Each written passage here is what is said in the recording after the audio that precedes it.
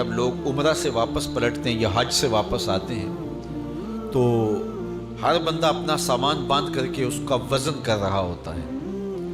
کیوں وزن کر رہے ہو؟ جی ایئرپورٹ پہ پریشانی نہ ہو جائے.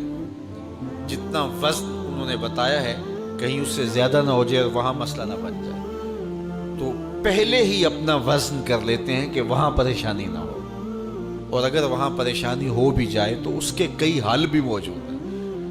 لیکن پھر بھی ہم کہتے ہیں کہ معمولی پریشانی سے بھی بچنے کے لیے اپنا وزن پہلے ہی ہوٹل میں وہاں کر لیتے ہیں کہ ایئرپورٹ پہ پریشانی نہ بنے. تو فرمایا گیا حاسبو قبل ان تحاسبو، دنیا میں اپنا حساب لگا لو، اپنا وزن کر لو، کہیں ایسا نہ ہو قبر میں پریشانی نہ بن جائے، کہیں ایسا نہ ہو کہ حشر میں پریشانی نہ بن جائے، میزان پہ جب عمل تلنے لگے تو پریشانی نہ بن جائے. اس لیے اپنے اعمال کو دیکھ لو. تمہیں اچھی طرح معلوم ہے کہ تم کس جگہ پہ کھڑے ہو. بل الانسان علی نفسہ بصیرہ، انسان اپنے آپ کو خود دیکھتا ہے، اسے پتہ ہے کہ میں کہاں کھڑا ہوں اور میری کیفیت اور میرا باطن اور میرا انداز حیات کیا ہے. تو اس لیے ہمیں اپنی اس مختصر زندگی کا جائزہ لگانا ہوگا. ابھی 15 دن رمضان المبارک کے گزرے تو ہم دیکھیں ان ایام کے اندر ہم نے اپنا وقت کیسے گزارا. آدھا سفر یہ ماہ نور کر گیا. ہم جہاں تھے وہیں کھڑے ہیں یا ہم اپنی باطنی کیفیت کو بہتر محسوس کر رہے ہیں؟ جس کے 2 دن برابر گزرے وہ ہلاکت میں ہے. گزرنے والے دن سے آنے والا دن بہتر ہونا چاہیے. اور اگر کسی شخص کا آج کا دن کل سے بدتر تھا تو اس کے پلے تو پھر کچھ ہے ہی نہیں ہے. اس لیے میں اور آپ اپنا محاسبہ کر سکتے ہیں کہ ہم کہاں کھڑے ہیں.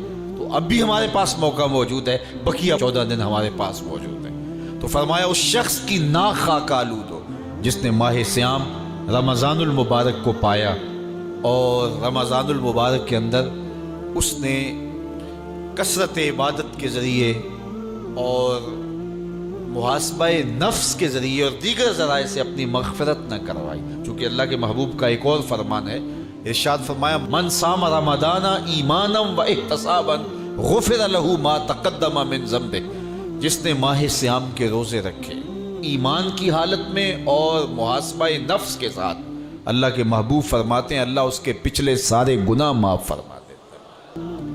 ہم کبھی حجامت کروانے جائیں تو اس کے بعد ہمیں پتہ چلتا ہے کہ ہم ہلکے ہلکے محسوس ہو رہے ہیں.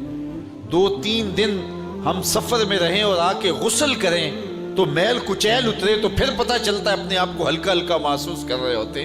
تو گناہ دھل جائیں تو پھر روح کو کیسی سرشاری محسوس ہوتی ہے. میں اور آپ اپنے آپ کو دیکھ سکتے ہیں کہ کیا ان 15 دنوں کے گزرنے کے بعد ہماری کیفیت باطن کیا ہے. اور اگر ہم اس کو محسوس ہی نہیں کر سکتے تو پھر اس کا مطلب ہے ہم وہیں کے وہیں کھڑے ہیں. تو میں اور آپ دیکھیں کہ ہمیں ان 15 دنوں کے اندر حاصل کیا ہوا ہے اور ہم اچھی طرح اپنے آپ سے آگاہ ہیں. ہم اپنے آپ کو کسی دھوکے میں نہ ڈالیں.